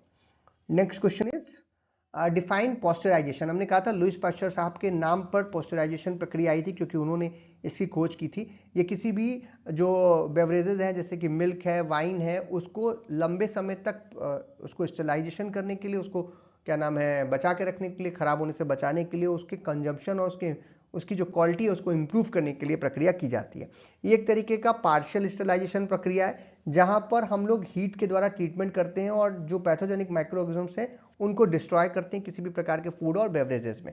अगर मिल्क का एग्जांपल ले तो जो पॉस्चराइजेशन ऑफ मिल्क होता है वो बहुत अलग अलग कंट्रीज में अलग अलग तरीके से किया जाता है, लेकिन जनरली यहाँ पर 63 डिग्री सेल्सियस पे 30 मिनट के लिए उसको गर्म करके और फिर तेजी से ठंडा करके स्टोर कर लेते हैं, या फिर उसको और हाई टेम्परेचर पर जैसे 72 डिग्री सेल्सियस पे उसको गर्म करते हैं 15 सेकंड्स के लिए, गर्म करने के बाद उसको 15 सेकंड के लिए होल्ड करते हैं और उसके बाद तेजी से उसको ठंडा कर देते हैं। तो दिस प्रक्रिया इज नोन एज पॉस्चराइजेशन। इससे स्पोर्स जो होते हैं वो भी डिस्ट्रॉय हो जाते हैं, बैक्टीरिया जो है वो इनएक्टिव हो जाता है और आपका जो प्रोडक्ट है जैसे मिल्क इत्यादि वो लंबे समय तक स्टोर आप कर सकते हैं, स्टरलाइजेशन को कर सकते हैं। Next is what is mean by MIC and antibiotic. MIC that is minimum inhibitory concentration. ये हम किसी एंटीबायोटिक की जब स्टडी कर रहे होते हैं तो उसको पकड़ने के लिए उसकी कितने कंसंट्रेशन पर वो एक्टिव है या पोटेंट है तो उसे हम लोग MIC के नाम से जानते हैं। ये किसी भी एंटीमाइक्रोबियल या किसी भी एंटीबायोटिक या किसी भी चीज का, किसी भी क्या नाम है कंपाउंड का, हम लोग विजिबल जो ग्रोथ हो रही है माइक्रो ऑर्गेनिजम्स को उसको एक रात छोड़ने के बाद 24 घंटे के इंक्यूबेशन के बाद हम देखते हैं कि वो कितना उसको रोक रहा है, कितना इफेक्टिव है और इसी को यानी किस कंसंट्रेशन पे वो इफेक्टिव है उसी को हम क्या बोलते हैं? Minimum inhibitory concentration. एंटीबायोटिक जो टर्म है उसका मतलब होता है अगेंस्ट लाइफ, अगर उसका सीधा मतलब निकाला जाए, लेकिन इसका मतलब ये नहीं कि हमारी लाइफ के अगेंस्ट है, ये सिंपल माइक्रोब्स के क्या नाम है लिए कहा जाता है कि माइक्रोब्स को पूरी तरीके से किल सके। तो एंटीबायोटिक्स वो मेडिसिन होती हैं जो कि बैक्टीरियल इन्फेक्शंस में कॉज की यूज की जाती हैं to fight the infection in the peoples and the animals. जैसे कि एग्जांपल में आप पेनिसिलिन ले सकते हैं, सिफेलोस्पोरिन लेते हैं, सिप्रोफ्लॉक्सासिन ले सकते हैं, ETC। एंटीबायोटिक कई बार एक ऐसा टर्म भी है जो कि हम लोग जनरली यूज करते हैं ऐसी चीजों के लिए जो कि किसी माइक्रोब से सिक्रीट होती है और किसी क्या नाम है दूसरे माइक्रोब को मारने के काम में आती है। जैसे पेनिसिलिन ही अगर आप देखें तो ये एक फंगस के द्वारा जनरली सिक्रीट किया जाता है और बैक्टीरिया को मारने के काम में आता है। तो इस तरीके से भी आप इसका जो है एग्जाम्पल दे सकते हैं। Next question is mention the type of media use for the cultivation of fungi. Fungi को कल्टीवेट करने के लिए यानी उसकी ग्रोथ को स्टडी करने के लिए या उसकी ग्रोथ कराने के लिए हम डिफरेंट टाइप के जो है कल्चर मीडिया जो है वो यूज करते हैं। तो केमिकल कंपोजिशन के हिसाब से अगर देखा जाए तो दो तरीके के होते हैं। एक होता है हमारा केमिकल डिफाइंड मीडिया, सॉरी तीन तरीके का होता है, इसको होता है केमिकली डिफाइंड मीडिया, दूसरा केमिकली नो डिफाइंड मीडिया और तीसरा नेचुरल मीडिया। तो इसमें हम लोग जो है जो इसका जो कंपोजिशन होता है वो नोन होता है जिसमें हम लोग मेटल सॉल्ट्स इत्यादि का प्रयोग करते हैं कार्बन और नाइट्रोजन के साथ, और इसमें जो है वो सेम प्रिसीजन के साथ जो है हम लोग प्रिपेयर करते हैं। जैसे कि चेस्पेक्स अगार जो है वो इसका एक अच्छा एग्जांपल है। दूसरा होता है जो नो डिफाइंड मीडिया होता है, इसमें हम स्पेसिफिक कंपोजिशन नहीं जानते हैं, बस बना देते हैं सब चीज़ मिक्स करके। जैसे कि पोटैटो डेक्स्ट्रोज अगार जो है वो बहुत ज़्यादा यूज़ करता है फंगस को ग्रोथ करने के लिए। अब उसमें कई बार जो है पोटैटो जो एक्सट्रैक्ट निकालते हैं स्टार्च का वो कई बार कम ज़्यादा हो सकता है। जैसे और भी एग्जांपल्स हैं इसके, कॉर्न मील अगार है या माल्ट एक्सट्रैक्ट अगार है, ये सब केमिकली नोटिफाइड मीडिया के अंतर्गत आते हैं। नेचुरल मीडिया की बात करें तो इसमें केवल नेचुरल मीडिया मटेरियल्स का प्रयोग किया जाता है, इसमें कोई भी एडिशंस हम लोग यूज़ नहीं करते हैं। जैसे extract of the root of potatoes या कैरोट जो कि हम लोग फंगस इत्यादि को ग्रो करने के लिए यूज़ करते हैं, या फिर प्रिपेयर फ्रॉम द वीट और बॉर्ली और द कॉर्न, ये जो है नेचुरल मीडिया के अंतर्गत आता है। दूसरा अकॉर्डिंग टू द पर्पस कि किस काम के लिए आप यूज़ कर रहे हो उसके लिए भी हम लोग मीडिया डिफरेंट यूज़ कर सकते हैं। जैसे अगर जनरल पर्पस मीडिया की बात करें तो ये हम लोगों को जो है growth different of types of fungi को चेक करने के लिए यूज़ करते हैं, जिसके एग्जांपल्स हैं वाटर अगार है, पोटैटो डेक्स्ट्रस अगार है, कैरेट अगार है, माल्ट एक्सट्रैक्ट अगार है, चेपेक्स अगार है या फिर कॉर्नमील अगार है। ये क्लासिफिकेशन दो अलग अलग तरीके से किया जा रहा है। अगला है सेलेक्टिव मीडिया, जहाँ पे हम सिलेक्शन कर रहे हैं किसी एक पर्टिकुलर प्रकार के फंगी को ग्रोथ करने के लिए और दूसरे प्रकार के जो फंगीज हैं अनवांटेड प्रकार के माइक्रो ऑर्गेनिज्म से उनकी ग्रोथ को इनहिबिट करने के लिए। तो इसमें जो है हम लोग कुछ एंटीबायोटिक्स इत्यादि हम लोग यूज़ कर लेते हैं ताकि दूसरे तरीके के बैक्टीरिया जो है वो या फंगस जो है वो ग्रो ना करे। और इसका पीएच वैल्यू भी हम कई बार मॉडिफाई करते हैं, सॉल्ट वगैरह ऐड कर लेते हैं। एग्जाम्पल की बात करें जैसे सेलेक्टिव फ्यूरेसियम अगार है या फिर फाइटोफ्लोरा सेलेक्टिव मीडियम है, तो ये सब इसके एग्जाम्पल्स हो गए। Next question is right in brief about the principles of sterility testing. Sterility testing जो है वो हम लोग जनरली क्या नाम है परफॉर्म करते हैं ये चेक करने के लिए कि जो भी हमारा प्रोडक्ट है या जो भी हमारा क्या नाम है एरिया है वहाँ किसी तरीके का कोई भी जो है contamination from the micro organisms नहीं है। तो इसका जो सिंपल फैक्ट है कि हम जो भी माइक्रोब्स हैं उनको हम लोग या उस पर्टिकुलर एरिया को हम इनक्यूबेशन करते हैं और फिर वहाँ पे देखते हैं एक क्लियर मीडियम के थ्रू, एक साफ मीडियम के थ्रू एक मीडियम भर दिया। मान लीजिए आपको चेक करना है किसी मशीन के अंदर कोई बैक्टीरिया तो ग्रो नहीं कर रहा, तो वहाँ पे मीडियम डाल के उसको छोड़ देते हैं 24-48 घंटे के लिए और फिर उसका कल्चर चेक करते हैं कि क्या उसमें कोई ग्रोथ ऑफ माइक्रोब्स हो रहा है कि नहीं हो रहा। और इस मीडियम में हम जो है ऑप्टिमम टेम्परेचर रखते हैं, उसका पीएच, न्यूट्रिशन, वाटर सब कुछ ऑप्टिमम रखते हैं ताकि बैक्टीरिया आसानी से ग्रो कर सके। अगर बैक्टीरिया वहाँ पर होगा कोई टर्बिडिटी चेंज में या आपको पता चल पा रहा है कि बैक्टीरिया वहाँ पर है डायरेक्ट इनक्यूबेशन के बाद, तो आप जान जाएंगे कि वहाँ पर बैक्टीरिया की ग्रोथ पहले से थी तभी बैक्टीरिया वहाँ आया। क्या करना है देखो सिंपल समझो कि किसी एरिया में पूरा बढ़िया सफाई कर दीजिए, पहले सब साफ कर दीजिए, बढ़िया से साफ कर लीजिए, जो प्रोसीजर है उस प्रोसीजर के हिसाब से। अब देखना है हमको कि वहाँ पे कोई ग्रोथ ऑफ बैक्टीरिया पहले से है या नहीं। तो हम कैसे पता करेंगे, वहाँ पे मीडिया भर देंगे, उसको जो न्यूट्रिशन चाहिए वो हम देंगे। अगर वहाँ बैक्टीरिया होगा, क्योंकि बैक्टीरिया बाहर से तो आएगा नहीं, अगर वहाँ होगा तो उसकी ग्रोथ आपको विजुअली पता चल जाएगी और इसी को हम लोग स्टेरिलिटी टेस्टिंग के रूप में जानते हैं। दो तरीके से कर सकते हैं, एक डायरेक्ट इनोकुलेशन जो भी मैंने आपको बताया, उसमें हम इनोकुलेशन करने के बाद मीडिया भरने के बाद 14 दिन के लिए उसको छोड़ देते हैं और उसके बाद ऑब्जर्वेशन देखते हैं कि कोई माइक्रोबियल कंटामिनेशन है या नहीं। और दूसरा होता है मेम्ब्रेन फिल्ट्रेशन, इसमें एक स्टेराइल इनक्लोज यूनिट जो है वो हम लोग डालते हैं फिल्ट्रेशन के through equal volumes of test sample को, और 2 मेम्ब्रेन फिल्टर्स के थ्रू उसको गुजार करके जो सैंपल्स रहता है उसको फिर 14 दिन के लिए हम लोग इंक्यूबेट कर देते हैं। और उसके बाद एरोबिक और नॉन एरोबिक जो या एरोबिक एनारोबिक जो माइक्रोब्स होते हैं उन दोनों की ग्रोथ को हम लोग फिर वहाँ पे डिटेक्ट करते हैं। और इस तरीके से अगर ग्रोथ नहीं मिल रही है इसका मतलब कि जो हमारा जो एरिया है, जो प्रोडक्ट है वो सारा क्या है, स्टरलाइज है। अगर ग्रोथ मिल रही है यानी कि वो स्टेरिलिटी टेस्टिंग में क्या हो रहा है, फेल हो रहा है। Next question is what is the difference between east and mould. ये शब्द दो काफी बार यूज किए जाते हैं, इन दोनों में क्या अंतर है। तो जो ईस्ट होते हैं वो बेसिकली यूनिसेलुलर ऑर्गेनिजम्स होते हैं और उसमें एक थ्रेड लाइक अपीयरेंस जो है वो हमें देखने को मिलती है। जनरली ये वाइट या कलरलेस होते हैं और इसमें किसी प्रकार का ट्रू हाइफी हमको देखने को नहीं मिलता। इसमें फॉल्स हाइफी जो है वो या सूडो हाइफी जो है वो हमें देखने को मिलती है। और ये एसेक्सुअली तरीके से रिप्रोड्यूस करते हैं, 1 से 2 या 2 से 4 होते हैं। और जो मोल्ड्स होते हैं वो जनरली मल्टी सेलुलर होते हैं, उसमें राउंड शेप का हमको देखने को मिलता है, वेरियस कलर्स में हो सकते हैं, यानी सिंपल वाइट नहीं कई सारे कलर्स में हो सकते हैं। ये सेक्सुअल या एसेक्सुअल दोनों तरीके से रिप्रोडक्शन करते हैं। इसके एग्जांपल की अगर बात करें जैसे कि साइकोमास सेरिवेसिन जो है, जिसको हम लोग बेकिंग ईस्ट बोलते हैं, जो कि बेकिंग के लिए यूज किया जाता है ब्रेड वगैरह बनाने के लिए, या फिर सेप्टोकोकस नियोफॉर्मेनास है जो कि ये एग्जांपल्स हैं ईस्ट के। जबकि मोल्ड के एग्जांपल्स हैं मुकर है, पेनिसिलियम है, राइजोपस है, एस्परजिलस है। ये सब मोल्ड के एग्जांपल हैं जो आपने छोटी क्लासेस में हाई स्कूल इंटरमीडिएट के बारे में जरूर पढ़ा होगा, देखा भी होगा इनको, इनके पिक्चर्स वगैरह को अपने बुक्स में। Next is explain the use of biological sterility indicators. अब हमने कहा था कि हमको बायोलॉजिकल स्टेरिलिटी मतलब स्टेरिलिटी टेस्टिंग करनी है, तो वो टेस्टिंग करने के लिए कई बार हम बायोलॉजिकल इंडिकेटर्स का या स्पोर टेस्ट का प्रयोग करते हैं, जो कि स्टेरिलाइजेशन प्रोसेस को मॉनिटर करने के लिए जनरली किया जाता है। और इस स्टेरिलाइजेशन प्रोसेस को डायरेक्टली मॉनिटर या एसेस करने के लिए हम लोग जो हाईली रेसिस्टेंट माइक्रो ऑर्गेनिजम्स है उसको क्लीनिंग करके, डायरेक्टली क्लीनिंग करके पता करते हैं। एग्जाम्पल में जैसे कि बैसिलस स्पीसीज ले सकते हैं, जियो बैसिलस स्पीसीज ETC ले सकते हैं। अब बायोलॉजिकल स्टेरिलिटी इंडिकेटर्स का अगर आपको एग्जांपल लेना है तो यहाँ पर हम लोग जैसे रूटीन मॉनिटरिंग के लिए जनरली यूज़ करते हैं, क्वालिफिकेशन के लिए यूज़ करते हैं, लोड मॉनिटरिंग के लिए यूज़ कर सकते हैं किसी भी एक स्टीम स्टेरिलाइजेशन के अंदर। यानी जो स्टीम स्टेरिलाइजर है हमारा, उसमें कोई बैक्टीरिया ग्रोथ तो नहीं कर रही है, अपना काम वो सही से कर रहा है कि नहीं कर रहा, उसको चेक करने के लिए हम बायोलॉजिकल इंडिकेटर का प्रयोग कर सकते हैं। और इसके थ्रू हम ऑटोक्लेव जो साइकिल है उसको पता करने के लिए उसकी जो लेवल ऑफ माइक्रोबियल इनएक्टिवेशन है उसको पता करने के लिए हम बायोलॉजिकल स्टेरिलिटी इंडिकेटर का प्रयोग यहाँ पर करते हैं। Next question is write a short note on bio indicators for the thermal sterilization. Biological indicator जैसा भी मैंने कहा कि ये प्रोवाइड करता है information for the necessary condition जिसमें किसी भी बैक्टीरिया को किल करने के लिए या स्पेसिफाइड नंबर ऑफ जो माइक्रो ऑर्गेनिजम्स हैं उनको किल करने के लिए एक किसी भी स्टरलाइजेशन प्रोसेस में, जैसे कि अभी आपसे मैंने बात की ऑटोक्लेव के लिए, अभी हम बात कर रहे हैं थर्मल स्टरलाइजेशन के लिए। तो जो इंडोस्पोर्स हैं, जो बैक्टीरियल स्पोर्स हैं, जो माइक्रो ऑर्गेनिजम्स हैं, वो सभी जो है बायोलॉजिकल इंडिकेटर्स के रूप में यहाँ पर यूज किए जाते हैं। एग्जाम्पल में आप ले सकते हैं स्पोरोजीनस का, बी सबटाइलिस का, बी एट्रोफेगस इटीसी, जो कि बायोलॉजिकल इंडिकेटर्स के रूप में यूज किए जाते हैं फॉर द थर्मल स्टरलाइजेशन।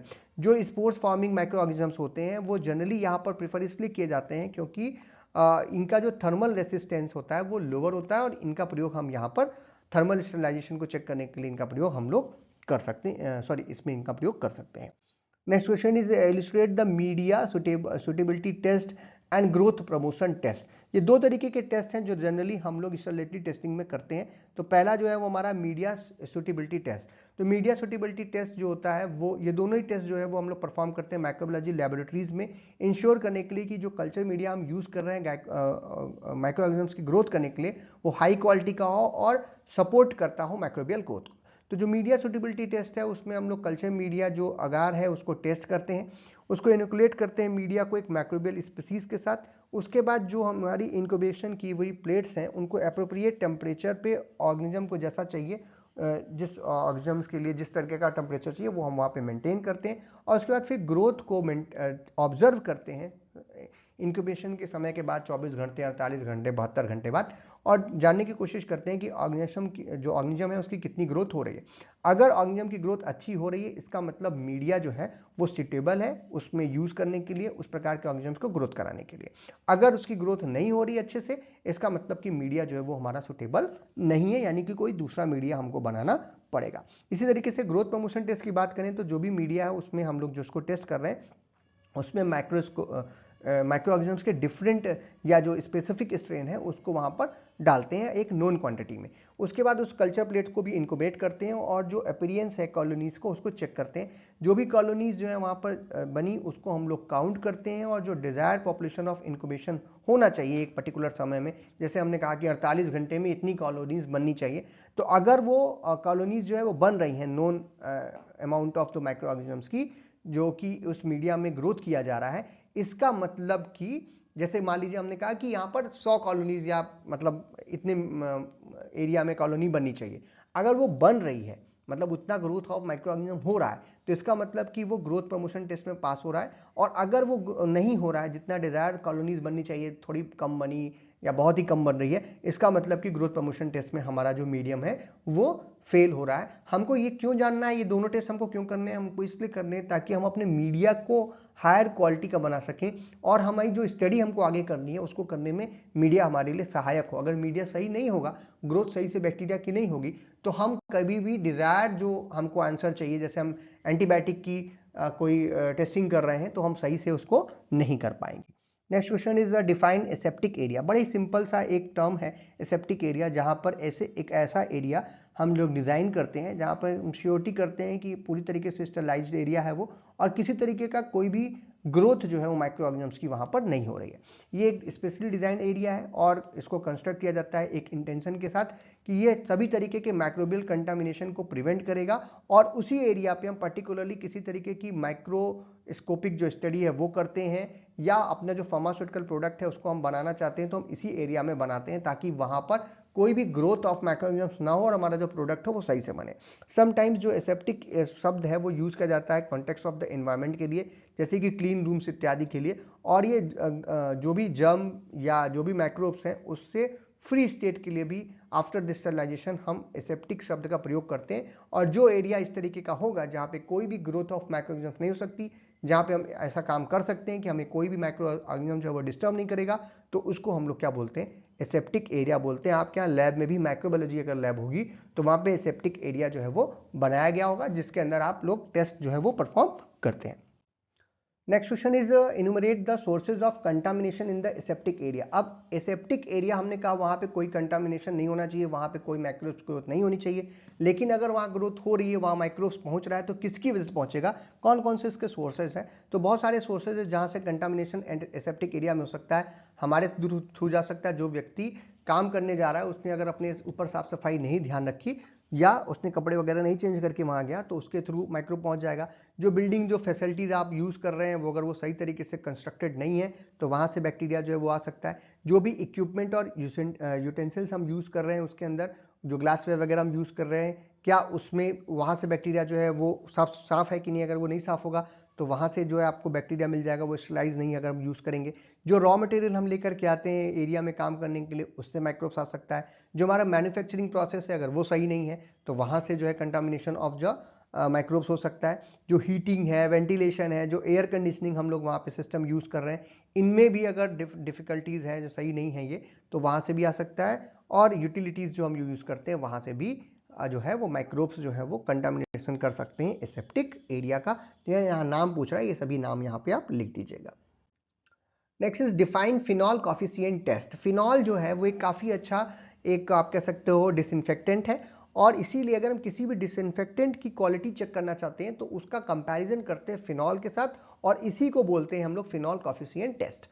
और ये फिनॉल जो है वो एक स्टैंडर्ड के तरीके से यूज किया जाता है टू बिकॉज ये जो है जनरली माइक्रो ऑर्गेनिज्म को डिस्ट्रॉय करने के लिए यूज किया जाता है। तो सिंपल किसी भी एंटी माइक्रोबियल एजेंट की पोटेंसी को चेक करने के लिए हम लोग उसे फिनॉल के साथ कंपेयर करते हैं, और इसी को हम लोग फिनॉल कॉफिशिएंट टेस्ट के रूप में जानते हैं। इसको हम लोग सिंपल ये कह सकते हैं कि the number obtained by the dividing the degree of dilution of the test disinfectant by the degree of dilution of the phenol in a certain span of time. एक स्पैन ऑफ टाइम में जो आपका जो test करने वाला या जो आपका सैंपल जो डिसइंफेक्टेंट है, उसका कितना डिग्री ऑफ डाइल्यूशन वो यूज कर रहे हो आप, और उसकी कंपैरिजन हम किसके साथ करते हैं? फिनॉल के साथ।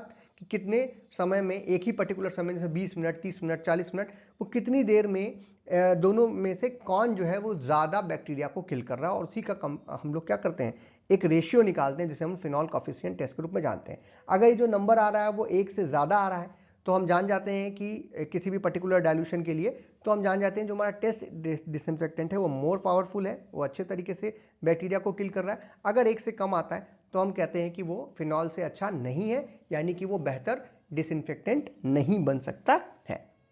अब इसको परफॉर्म करने के लिए दो मेथड होते हैं। फिनॉल कॉफिशिएंट टेस्ट को परफॉर्म करने के लिए दो मेथड होते हैं, एक तो चिक मार्टिन टेस्ट होता है, दूसरा रेडियल वॉकर टेस्ट होता है। ये दोनों टेस्ट जो है वो परफॉर्म किए जाते हैं। तो अगला प्रश्न हमारा यही है, explain the Chick Martin test and Rideal Walker test. तो रेडियल वॉकर टेस्ट सबसे पहले टेस्ट उसमें से एक है, जो कि फिनॉल को डिसइंफेक्टेंट के रूप में या डिसइंफेक्टेंट के क्वालिटी को चेक करने के लिए हम लोग यूज़ करते हैं। यहाँ पे जो हम ऑर्गेनिज्म यूज़ करते हैं वो सल्मोनेला टाइफी को यूज़ करते हैं, और उसका सस्पेंशन लेकर के यहाँ पे यूज़ करते हैं। टेम्परेचर हम 20 डिग्री रखते हैं, और जो भी सब कल्चर्स हम बनाते हैं, जो हमारा टेस्ट है, जो फिनॉल है, उसको हम 2.5, 5, 7.5 और 10 मिनट के लिए दोनों को छोड़ देते हैं। और उसके बाद जो है, जो इंक्यूबेशन हम करते हैं प्लेट्स का, वो 48 से 72 घंटे के लिए करते हैं 37 डिग्री सेल्सियस पर। और उसके बाद ग्रोथ जो है ऑब्जर्व करते हैं कि कितना माइक्रोब्स का ग्रोथ हुआ। कैलकुलेशन करने के लिए फिनॉल या RW जो कॉफिशिएंट है, जिसे हम लोग रेडियल वॉकर कॉफिशिएंट के रूप में जानते हैं, वो है dilution of the test disinfectant oblique dilution of the phenol, यानी उससे डिवाइड करते हैं। और जो वैल्यू है वो अगर 1 से ज़्यादा आ रही है मतलब कि ठीक है डिसइंफेक्टेंट, कम आ रही है मतलब ठीक नहीं है। डिसएडवांटेज की बात करें रेडियल वॉकर टेस्ट की, तो यहाँ पर अगर कोई ऑर्गेनिक मैटर प्रेजेंट क्योंकि नहीं होता है, इसीलिए ये सीधे ऑर्गेनिक मैटर के प्रेजेंट होने पर जो डिसइंफेक्टेंट है वो किस तरीके से काम करेगा ये नहीं बता पाता। इसीलिए फिर एक नया मेथड आया जिसे हम लोग चिक मार्टिन टेस्ट के रूप में जानते हैं, जहां पर ऑर्गेनिक मैटर जो है वो ऐड करते हैं। इसमें जो हमारा सेम मेथड होता है, सेम मतलब तरीके से परफॉर्म किया जाता है जैसे कि रेडियल वाटर मेथड हम लोग परफॉर्म कर रहे थे, लेकिन यहाँ पर ऑर्गेनिज्म जो होता है उसमें हम लोग ईस्ट सस्पेंशन यूज करते हैं ऑर्गेनिक मैटर के लिए, या फिर जो ह्यूमन फीसेस है, जो ह्यूमन का वेस्ट प्रोडक्ट है, उसका 3% ड्राइड फॉर्म में उसको भी हम लोग यूज कर सकते हैं, ताकि ऑर्गेनिक मैटर का जो प्रेजेंस है उस पर टेस्ट क्या है हमारे क्या नाम है डिसइंफेक्टेंट का, वो भी हम पता कर सकें। इसके बाद इस सब कल्चर को फिक्स करते हैं सर्टेन टाइम के लिए, 30 मिनट्स के लिए, और फिर एफिकेसी जो है वो चेक करते हैं। यहाँ पर हम सल्मोनेला टाइफी और S ऑरियस दोनों के लिए एफिकेसी को टेस्ट करते हैं। चिक मार्टिन जो हमारा फिनॉल कॉफिशिएंट है वो कैलकुलेट किया जाता है by the concentration of phenol by the means of concentration of the test disinfectant और सिमिलर टेस्टिंग जैसे ऊपर किया है बिल्कुल वैसे ही करेंगे। और उसके बाद जो ग्रोथ जो है या एब्सेंस ऑफ जो ग्रोथ है माइक्रोब्स की उसको हम लोग रिकॉर्ड करते हैं और फिर उनका कंपैरिजन करते हैं फिनॉल के साथ और अपने रिजल्ट पे आते हैं। तो ये दो मेथड है जो कि फिनॉल कॉफिशिएंट टेस्ट को फिनॉल कॉफिशिएंट को कैलकुलेट करने के लिए किया जाता है। कई बार डिसएडवांटेज पूछता है आपका रीडियल वॉकर का, तो वो है कि उसमें हम लोग ऑर्गेनिक मैटर इंक्लूड नहीं किए रहते हैं। Next is define microbial essay with 2 examples. किसी भी पर्टिकुलर क्या नाम है चीज़ में या हम लोग किसी भी पर्टिकुलर क्या नाम है कंपाउंड या सब्सटेंस में माइक्रो ऑर्गेनिजम्स के इम्पैक्ट को चेक करने के लिए बायो एसेज जो है वो डिज़ाइन करते हैं और इसी को हम लोग माइक्रोबियल एसे के रूप में जानते हैं। ये हमें बताने की कोशिश करता है कि जो हमारी एंटीबायोटिक्स हैं उनकी इफिकेसी कैसी है या किस कंसंट्रेशन पर वो क्या नाम है अपने पोटेंसी जो है वो शो करेंगे, ये पता करने के लिए हम लोग माइक्रोबियल एसे करते हैं। साथ ही साथ ये एंटीबायोटिक जो हमारा अप्रोप्रिएट है फॉर द पेशेंट रिकवरी, यानी पेशेंट किस प्रकार से एंटीबायोटिक के प्रति रिस्पॉन्स कर रहा है उसको चेक करने के लिए भी हम लोग माइक्रोबियल एसे का प्रयोग कर सकते हैं। माइक्रोबियल एसे जो होते हैं वो टेक्निक होती है किसी भी एक कंपाउंड की पोटेंसी या उसके कंसंट्रेशन को जो उसका जो पोटेंट कंसंट्रेशन है उसको जानने के लिए, और ये माइक्रोब्स को किसी भी कंपाउंड के साथ एक्सपोज करके हम लोग पता कर पाते हैं। जो MIC वगैरह भी हम लोग देख रहे थे वो यही बताने के लिए होता है कि माइक्रोबियल एसे हम लोग कितना पोटेंट है, उसी के रूप में करेंगे। आगे हम लोग इसके कुछ और एग्जांपल्स भी लेंगे। अगर एग्जांपल्स की बात करें कि माइक्रोबियल एसे कहाँ काम करते हैं, तो विटामिन का एसे करने के लिए माइक्रोबियल एसे का प्रयोग कर सकते हैं। एंटीबायोटिक्स का एसे करने के लिए माइक्रोबियल एसे का प्रयोग एंटीबायोटिक्स के साथ भी करते हैं, उनकी पोटेंसी इत्यादि को जानने के लिए।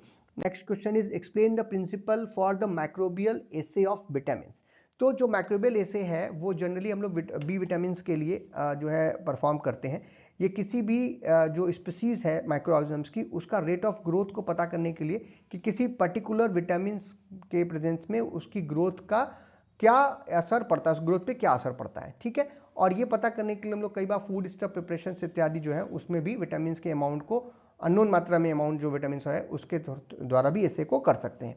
ये जो रिस्पांस मिलता है हमको अननोन अमाउंट ऑफ विटामिन का compared with the obtain from the known quantity of pure vitamin, यानी हम किसी पर्टिकुलर एक सब्सटेंस में अननोन मात्रा में जहाँ पे विटामिन है उसका टेस्टिंग करते हैं और उसके रिजल्ट को कंपेयर करते हैं नोन मात्रा में विटामिन के रहने पर माइक्रोबियल ग्रोथ पे क्या असर पड़ रहा है उसके साथ उसका कंपैरिजन कर सकते हैं। और इसलिए जो है ये विटामिन को फूड सैंपल में या किसी माइक्रो ऑर्गेनिजम्स के लिए विटामिन किस तरीके से उसकी ग्रोथ में मदद करती है ये पता करने के लिए हम लोग माइक्रोबियल एसे जो है वो विटामिन का करते हैं। Next question is what are in vitro test for assessment of new antibiotic. कोई आपके पास न्यू एंटीबायोटिक है और उसका आप माइक्रोबियल एसे परफॉर्म करना चाहते हैं देखने के लिए कि वो कितनी पोटेंट है या कितना अच्छे तरीके से वो काम कर रही है, तो काफ़ी सारे मेथड्स हैं जो हम यहाँ पर कर सकते हैं कि वो कितना पोटेंट है, किल कर रहा है, इनहिबिट कर रहा है माइक्रोबियल ग्रोथ को एक लेबोरेटरी सेटिंग के अंदर, एक लेबोरेटरी टेस्ट सेटिंग के अंतर्गत। तो बहुत सारे मेथड है इसके लिए जिसमें कुछ के एग्जाम में आपके सामने रख रहा हूँ क्योंकि यहाँ पे नाम ही पूछ रहा है। तो अगार वॉल डिफ्यूजन मेथड है, डिस्क डिफ्यूजन मेथड, इसमें हम एक डिस्क लेते हैं अगार की और मीडियम बनाते हैं, उसमें गड्ढा कर देते हैं और उस गड्ढे में अपनी एंटीबायोटिक को डाल करके छोड़ देते हैं और फिर जोन ऑफ इनहिबिशन, यानी जैसे मान लीजिए कि ये हमारी डिस्क थी और इसमें हमने यहाँ पे गड्ढा करके अगर बैक्टीरिया का ग्रोथ कराने के बाद इसमें गड्ढा करके इसमें क्या भर देते हैं एंटीबायोटिक, तो कितनी दूर तक ये ग्रोथ को रोकता है, यानी इंक्यूबेट करने से पहले ये करते हैं ताकि कितनी दूर तक, जिसको हम बोलते हैं जोन ऑफ इनहिबिशन, कि कितनी दूर तक इसने आपका बैक्टीरिया जो है वो ग्रोथ करने से रोका। तो ये तरीका है इसको पता करने का। ऐसे ही बहुत सारे मेथड्स और भी हैं जैसे डायनेमिक कॉन्टैक्ट एसे है, thin layer chromatography,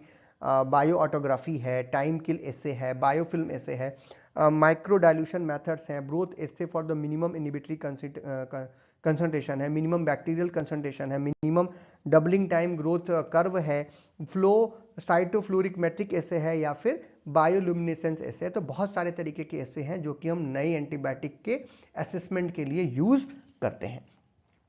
next question is what is HEPA. HEPA जो है, हेपा को हम लोग high efficacy particular absorbing filter या फिर high efficacy particulate resistance filter के रूप में जानते हैं और ये high standards of air filter होते हैं जो कि छोटे से छोटे पार्टिकल्स को रोकने का काम करते हैं और जिसकी वजह से जो माइक्रोबियल कंटामिनेशन है वो किसी पर्टिकुलर एरिया में रोकने के काम में आता है। जो हेफा है वो हाई स्टैंडर्ड मेंटेन करता है और हेपा किसी फिल्टर को हेपा तब हम बोलेंगे जब वो सेटिस्फाई करेगा किसी सर्टन लेवल ऑफ इफिकेसी को। High efficacy particular air filter जो है उसे हम लोग हेपा के नाम से जानते हैं, HEPA, और ये जो है generally US department of energy के द्वारा जो है वो डिजाइन किया गया है। और इसमें जो है एयर फिल्टर जो होते हैं वो थ्योरेटिकली रिमूव करते हैं एटलीस्ट 99.97% ऑफ द डस्ट, कोई भी पॉलन, मोल्ड, बैक्टीरिया या किसी भी तरीके के एयरबॉर्न पार्टिकल्स को जिनकी साइज 0.3 माइक्रोन से कम होती है। यानी बैक्टीरिया जो है वो इससे ऊपर ही होता है, 0.3 के ऊपर ही होता है, तो वो सभी को ये रोक देता है। हाँ, वायरसेस को नहीं रोक पाता है हेपा फिल्टर, लेकिन बाकी सभी चीजों को साफ करके एयर को अंदर जाने देता है। Next question is what is microbial spoilage. तो बड़ा ही सिंपल सा टर्म है, सुनने में अजीब लग रहा होगा, लेकिन किसी भी फार्मास्यूटिकल प्रोडक्ट, किसी भी ड्रग प्रोडक्ट की जो फिजिकल केमिकल प्रॉपर्टीज है, अगर इन द प्रेजेंस ऑफ कोई भी micro organism, bacteria, east, mould, etc, अगर वो खराब हो जाती है तो उसी को हम, जो डैमेज हो रहा है उसी को हम लोग क्या बोलते हैं, माइक्रोबियल स्पॉयलेज बोलते हैं। स्पॉयलेज जो है वो केमिकल, फिजिको केमिकल डिग्रेडेशन है किसी भी फार्मास्यूटिकल प्रोडक्ट या फिर किसी फूड प्रोडक्ट का, और फिर वो अनसुटेबल हो जाता है for the use. Micro organism जो है वो हर तरीके के फूड या प्रोडक्ट या क्या हमारे कुछ फार्मास्यूटिकल प्रोडक्ट्स में भी ग्रोथ कर सकते हैं, और क्योंकि हर जगह है इसीलिए माइक्रोबियल स्पॉयलेज होने की संभावना सबसे ज़्यादा होती है। आप किसी भी फूड प्रोडक्ट को, किसी ड्रग प्रोडक्ट को ऐसे हवा में छोड़ दीजिए तो उसमें माइक्रोबियल ग्रोथ हो जाएगी, और उसकी जो प्रॉपर्टीज हैं, फिजिकल केमिकल प्रॉपर्टीज, वो सब क्या हो जाती हैं, चेंज हो जाती है। इसकी बायोलॉजिकल प्रॉपर्टीज भी कई बार चेंज हो जाती है, और फिर वो ह्यूमन कंजम्पशन के लिए, एनिमल कंजम्पशन के लिए अच्छा नहीं रहता है, वो खराब हो जाता है। तो ये कई बार जो है माइक्रो ऑर्गेनिज्म जैसे कि फंगी हैं, मोल्ड्स हैं, ईस्ट हैं, बैक्टीरिया है, उनकी वजह से कॉज किया जाता है। और जब भी ये होगा माइक्रोबियल स्पॉयलेज, तो जो आपका प्रोडक्ट है उसका जो कलर है, उसका जो टेक्सचर है, उसका जो ऑर्डर है, उसकी जो महक है, वो सब क्या हो जाएगी, क्या नाम है, चेंज हो जाती है, और वो फिर वो ह्यूमन कंजम्पशन के लिए फिट नहीं रहता है। इसी को हम बोलते हैं माइक्रोबियल स्पॉयलेज। नेक्स्ट इज, और ये बहुत बार पूछा गया माइक्रोबियल स्पॉयलेज, तो आप जो है जरूर इसको पढ़ करके जाइएगा।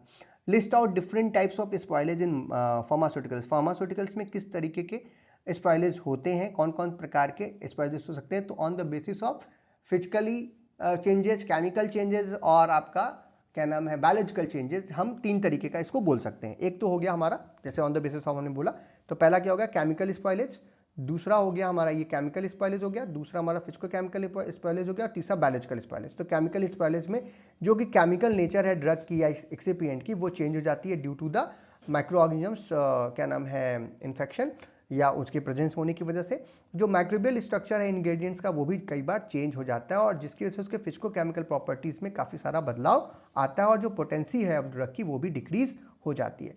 फिजिको केमिकल स्पॉयलेज है दूसरे तरीके का, जहां पर जो हमारा जो ड्रग है या जो प्रोडक्ट है उसकी जो फिजिको केमिकल प्रॉपर्टीज हैं, जैसे कि मान लीजिए जो उसकी वाइबल ग्रोथ है, जो उसका गैस का प्रोडक्शन है, जो उसमें कलरेशन है, डिसकलरेशन है, ऑर्डर का फॉर्मेशन है, टेस्ट चेंज है, ये सारी चीजें हमको उसमें देखने लगती हैं due to the microbial growth. Next हमारा बायोलॉजिकल स्पॉयलेज, जिसमें हमारा फार्मास्यूटिकल जो होती है उसमें अनडिजायरेबल या डेंजरस मॉलिक्यूल प्रोड्यूस होता है ड्यू टू द माइक्रोब्स, जो कि अनडिजायरेबल बायोलॉजिकल इफेक्ट शो करता है, और कुछ माइक्रोब्स जो है वो टॉक्सिन्स, पैथोजेंस, सॉरी पायरोजेंस या फिर हार्मफुल मेटाबोलाइट्स जो है प्रोड्यूस कर देते हैं। अगर वो कोई व्यक्ति उसको लेगा तो उसके अंदर कुछ अनडिजायरेबल बायोलॉजिकल एक्टिविटीज जो है वो शो करेगी, वो बीमार करेगा, वॉमिट हो सकती है, पॉइजनिंग हो सकती है, तो वो रोकने का भी काम हमें करना पड़ता है, क्योंकि ये बायोलॉजिकल स्पॉयलेज के अंतर्गत आता है। Next question is what are RODAC plates. RODAC का जो फुल फॉर्म है वो हम लोगों को पता चलता है replicate organism detection and counting. ये एक तरीके का स्टेरिलिटी टेस्टिंग करने के लिए हम लोग यूज करते हैं।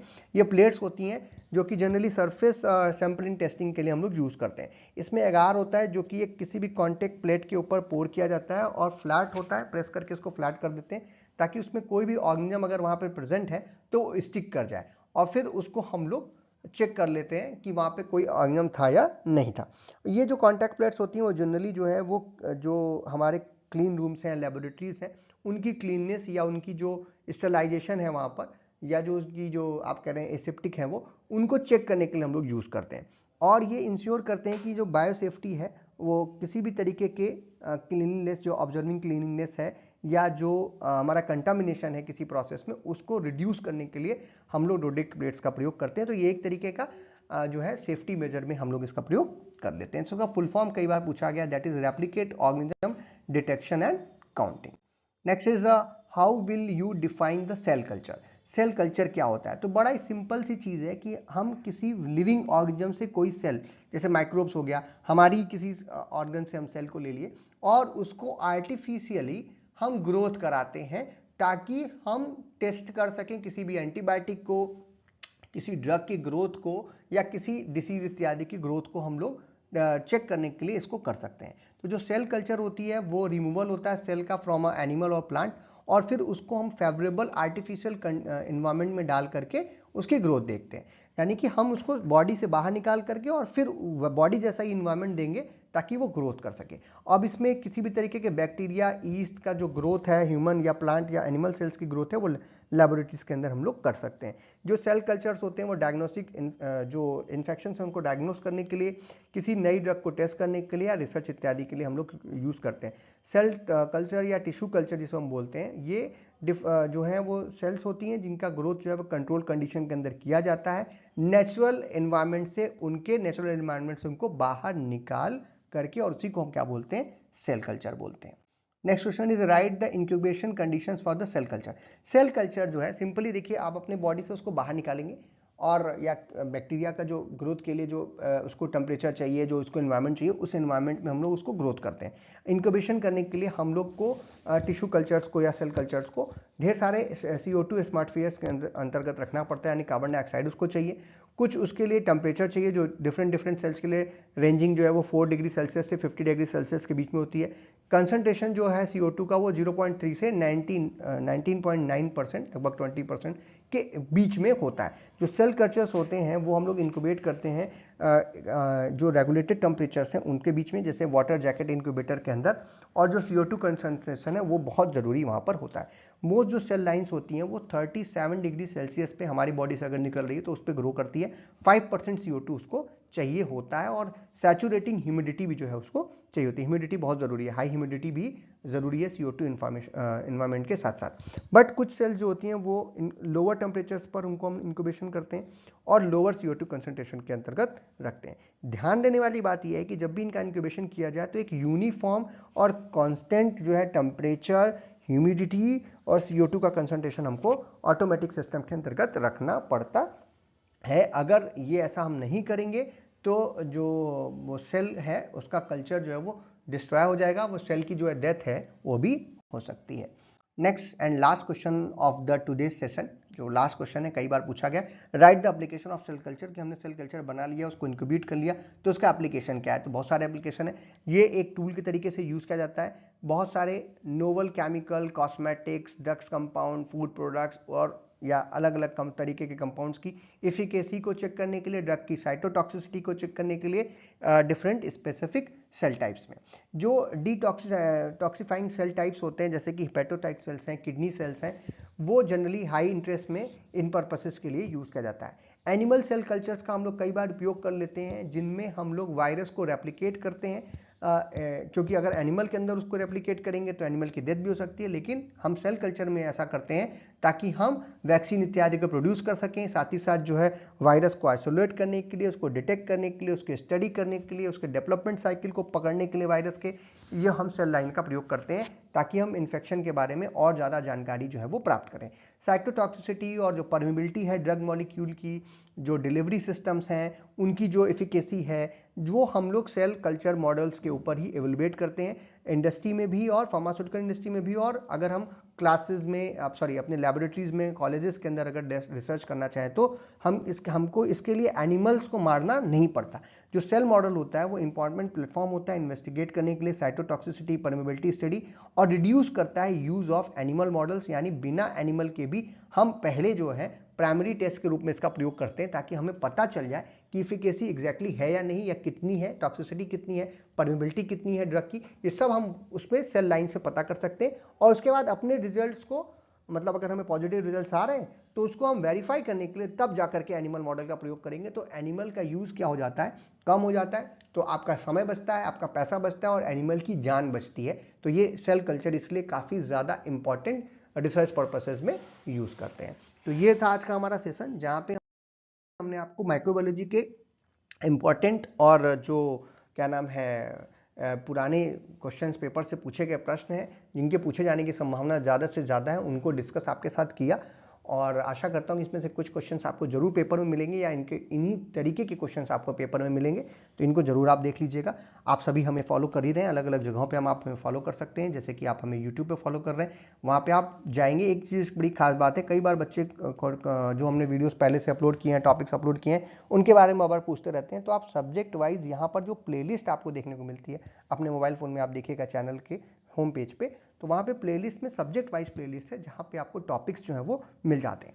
दूसरा, आपको नोट्स वगैरह चाहिए, फ्री में नोट्स चाहिए, जो लिंक्स हैं वो चाहिए, तो उसके लिए आप हमें टेलीग्राम पे डॉक्टर पी के शुक्ला डॉक्टर एम क्लासेस के नाम से हमारा टेलीग्राम पे चैनल है, वहाँ पे आप हमें ज्वाइन कर सकते हैं। फ्री नोट्स आपको वहाँ पे सब मिल जाएगा।